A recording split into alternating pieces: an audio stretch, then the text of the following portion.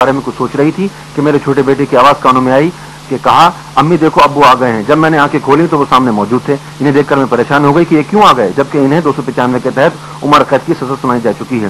Police کو پتہ چل گیا تو وہ گرفتار کر لے گی وہاں سے، اور کہا گھبراؤ نہیں، یہ دجالیوں کا بنایا ہوا ایک کھیل ہے، کم بختوں نے اپنی عاقبت خراب کر لی ہے، اللہ حق والوں کے ساتھ ہوتا ہے۔ اور کچھ دیر گھریلو گفتگو کے بعد اچانک غائب ہو گئے۔ اس سے پہلے بھی ہم کئی لوگوں سے سن چکے ہیں کہ گوہر شاہی ہم سے حج کے موقع پر ملاقات کرتے ہیں۔ محمد رمضان لاکھا مسجد حیدرآباد کے امام نے کہا تھا کہ گوہر شاہی نے ملاقات کے علاوہ میری کچھ روپوں سے بھی مدد کری تھی، جبکہ گوہر شاہی کے ظاہری طریقے سے ابھی تک سرزمین مکہ میں جانے کا کوئی ثبوت نہیں ہے۔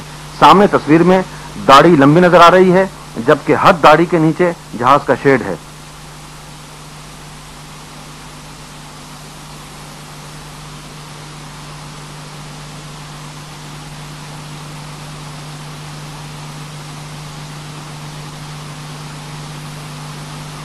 رومال پر بھی سامنے گوہر شاہی کی تصویر نمایاں ہے۔ 1 اپریل ظفر حسین برطانیہ۔ یہ وہ اسٹیکر ہے جو عمر قید کا باعث بنا۔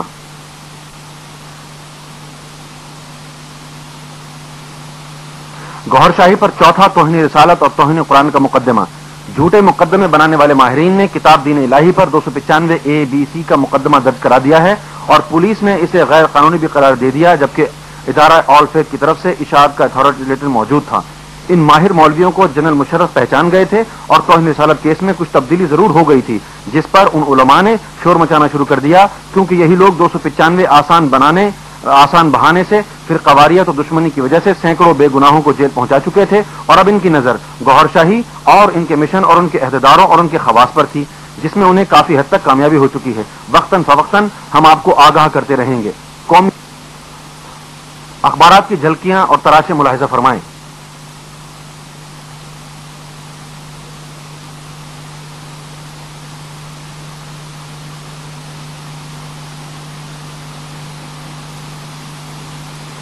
سعودی عرب کے ممتاز عالم دین شیخ محمد بن عبداللہ سبیل نے حضرت گوہر شاہی کے خلاف فتویٰ جاری کیا۔ اس کے ساتھ ساتھ اس فتوے کے بارے میں حضرت سیدنا ریاض احمد گوہر شاہی کے اپنے قلم سے اس فتوے کی وضاحت۔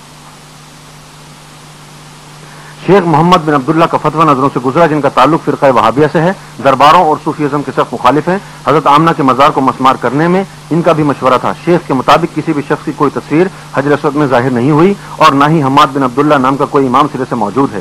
26 مئی 1998 کراچی کے پرچم اخبار اور محاسب میں حماد بن عبداللہ کی طرف سے تصویر کے بارے میں تصدیق کی خبر چھپ چکی ہیں۔ اگر واقعی بقول شیخ محمد بن عبداللہ حجر اسود پر کوئی تصویر نہیں ہے تو گوہر شاہی کاذب اور دجال ہے، اگر تصویر موجود ہے تو پھر گوہر شاہی کو تسلیم کرنا ہی پڑے گا۔ مسلمان حکومتوں کو چاہیے کہ وہ اس کی تحقیق کریں تاکہ عوام کا رخ کسی ایک طرف ہو سکے۔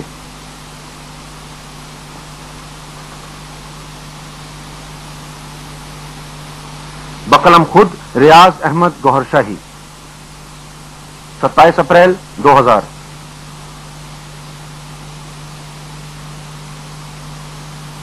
کتاب دین الہی پر 295 ABC کی FIR کی رپورٹ۔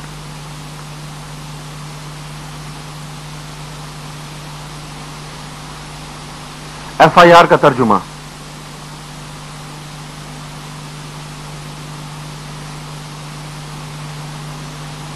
جوابات۔ دفعہ نمبر 1، دونوں آیتوں کی تحریر کا مصنف ریاض احمد گوہر شاہی نہیں ہے، بلکہ ظفر حسین LLB آنرز نے دیباچے میں لکھا ہے۔ کتاب ملاحظہ ہو۔ اب یہ ظفر حسین کا دیباچے کے متعلق یہ سارے خیال ہے۔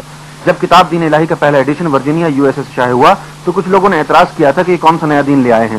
لوگوں کی معلومات کے لیے میں نے دوسرے ایڈیشن میں تحریر کیا تھا کہ یہ کوئی نیا دین نہیں ہے، بلکہ اس کا تعلق بھی اسلام سے ہے، اور سورہ نصر اور سورہ روم کا حوالہ دیا تھا۔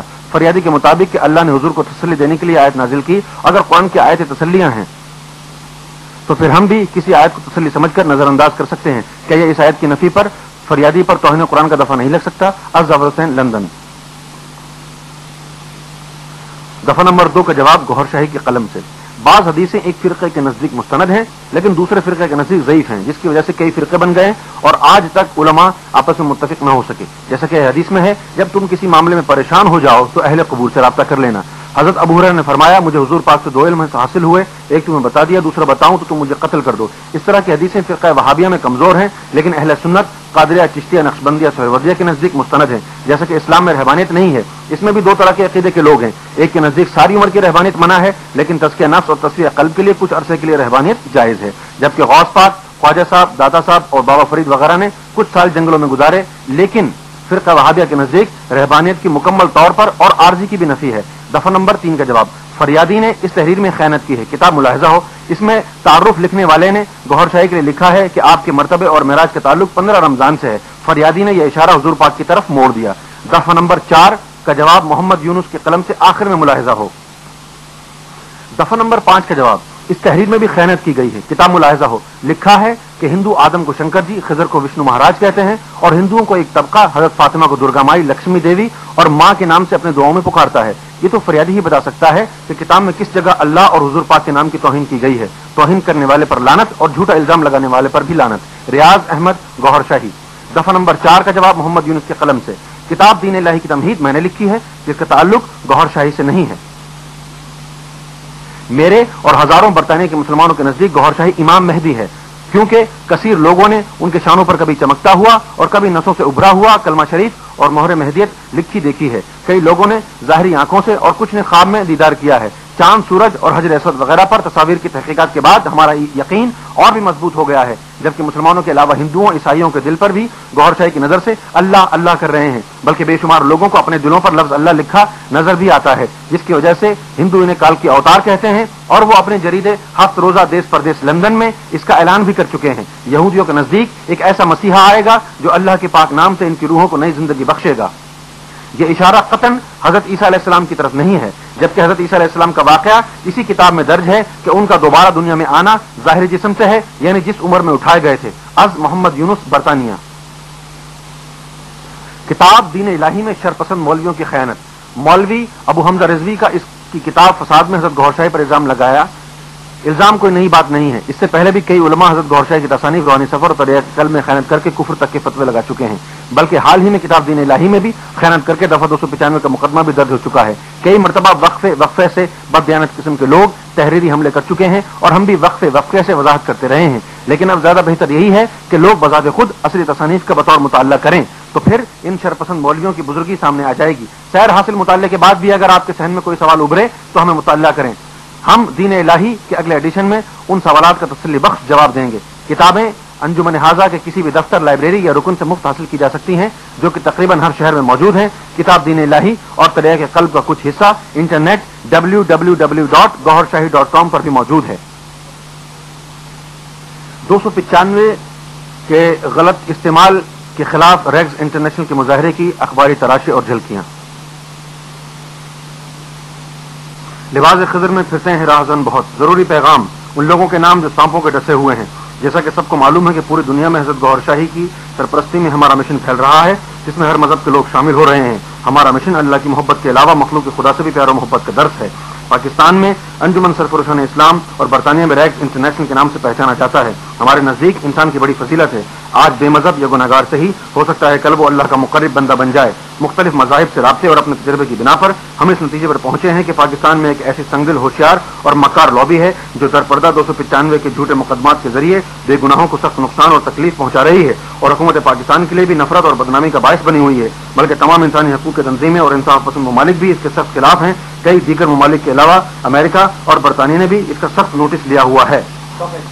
वज़ीर कानून पंजाब डॉक्टर खालिद रांझा ने जंग फोरम लंदन में खिताब करते हुए कहा कि मैंने 295 दफा के जितने केसों का मुताल्ला किया वो सारे ही झूठे थे और जनरल मुशर्रफ भी इस जुर्म से आगाही रखते हैं। इसी बिना पर जनरल साहब ने 295 के रजिस्टर होने के लिए डिप्टी कमिश्नर की शर्त रखी थी, लेकिन इस्लामी के दबाव की वजह से जुल्म के खिलाफ आवाज को दबा दिया गया है। इस तरह पाकिस्तान की हुकूमत की तरफ से इंसाफ दिलाने का नारा भी एक ढोंग है। इसलिए इंसानी हमदर्दी के तहत हम इस्लामी को दुनिया में बेनकाब और उससे वसी पैमाने पर कानून जहाद करना चाहते हैं। इसलिए जिन लोगों पर दफा 295 का मुकदमा दर्ज हुआ या सजा हुई या बरी हुए, हमें उनके मुकदमे के सबूत दरकार हैं और यह भी जरूरी है कि मुकदमा किस जमात की तरफ से दर्ज हुआ और कमिश्नर या नोटरी पब्लिक की तस्दीक बहुत जरूरी है, ताकि बैनुल अक़वामी तौर पर सबूत के साथ उस जमात के साथ कोई कार्रवाई अमल में लाई जा सके। मुंदरजा झैल कवायद दरकार है।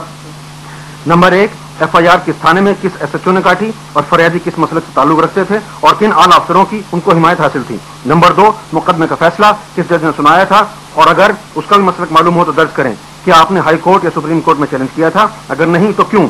नंबर 3, जिस पर मुकदमा दर्ज हुआ उसने अपनी सफाई में क्या बयान दिए थे? नंबर 4, आपका अपना मसलक या मजहब क्या है? नंबर 5, क्या आपने किसी हुकूमत के नुमाइंदा या सरबराह हुकूमत को इस बेइंसाफी से आगाह किया था? अगर उसका सबूत हो तो साथ मुंसलिक करें।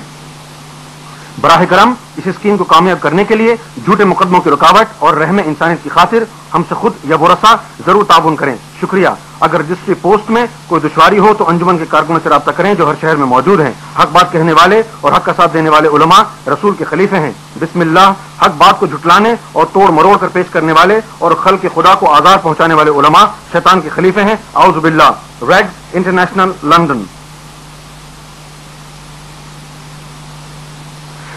روزنامہ جنگ لندن کا تراشا، جس کے مطابق لوگوں کی ڈیمانڈ ہے کہ توہین رسالت کیس میں ترمیم کی جائے.